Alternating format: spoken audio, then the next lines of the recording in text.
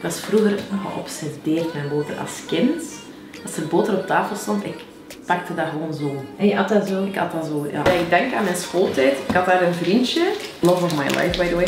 En hij lustte geen boter. Maar ja, ik at echt keer. En ik herinner me één keer in de gang. Ik had echt een boterham gegeten, maar puur met boter. Dus dat is wat ik doe.